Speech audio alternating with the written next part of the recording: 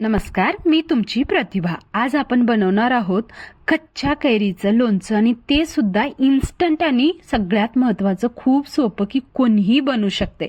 तर सगळ्यात अगोदर पाण्यामध्ये 1 तास अगोदर मी हे कैरी ठेवलेलं होतं। त्यानंतर आपल्याला पाणी न ठेवता थेंबरी चांगलं पुसून घ्यायचं आहे। त्यानंतर अशा प्रकारे देठाचं भाग कट करून घ्यायचं, कोय बाजूला काढून टाकायची आणि अशा प्रकारे म्हणजे एवढ्या साईजमध्ये आपल्याला कट करून घ्यायचं आहे। तुम्ही छोटे सुद्धा घेऊ शकता किंवा माझ्यासारखं असं थोडे मोठे आणि छोटे कट करून घेऊ शकता। लांब लांब असं आपल्याला चिरून घ्यायचं आहे।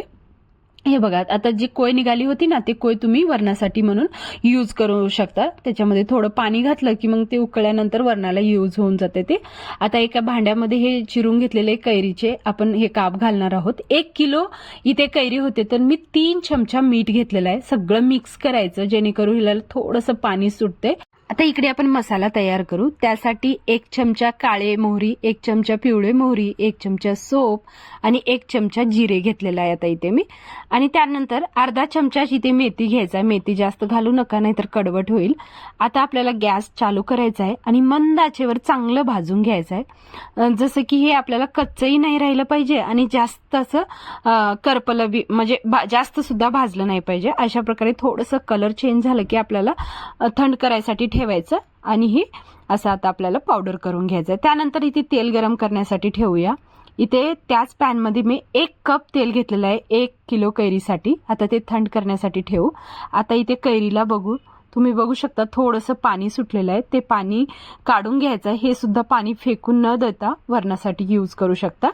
आता हे तेल थोडंसं थंड झालेलं आहे, ह्याचं टेम्परेचर 1 चमचा हिंग घातलेला आहे मी इथे आणि 10 ते 12 सुख्या लाल मिरच्या राहतात ना, ते घालायचं आहे। थोडे अर्धे असं तोडून सुद्धा घालू शकता। 1 चमचा हळदी पावडर आणि 1 चमचा कलोंजी घातलेला आहे आणि जे आपण मसाला बनवून घेतलेलं होतं ते घातलेलं आहे आणि 1 चमचा मिरची पावडर घातलेला आहे इथे। तुम्ही कलरसाठी तुम्ही काश्मीरी लाल मिरची पावडर सुद्धा घेऊ शकता। इथे मी साधीच घेतलेली आहे। त्यानंतर आता जे आपली कैरी होती पाणी काढून ठेवलेले त्याच्यावर घालायचं आणि चांगलं मिक्स करून घ्यायचं। लगेच तुम्ही खाऊ शकता किंवा तुम्ही थोडंसं उन्हामध्ये ठेवून सुद्धा म्हणजे चांगलं असं जमून येते आणि हे जे फोडी आहेत ना चांगले मऊ पडतात। तर मी त्यासाठी काय केलेलं आहे 1-2 तासासाठी उन्हामध्ये ठेवलेलं होतं आणि तुम्ही बघू शकता किती भारी आपलं उन्हामध्ये ठेवल्यानंतर हे लोणचं बनलेलं आहे।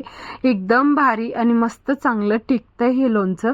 आता चांगलं आपल्याला कोणत्याही भरणीमध्ये काचेच्या भरून घ्यायचं आहे, कशामध्येही तुम्ही ठेवू शकता।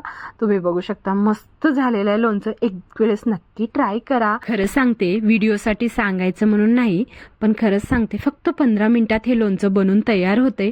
आता आपल्याला हे कैरीचे काप म्हणजे चिरून घ्यायचं आणि मसाला सुद्धा जास्त नाही, थोडंसं भाजून घेतलं तर झालं। मग आता मिक्सर मधून काढलं तर आपलं हे लोणचं तयार होतंय। व्हिडिओ कसा वाटला? व्हिडिओ आवडल्यास नक्की सबस्क्राईब करा।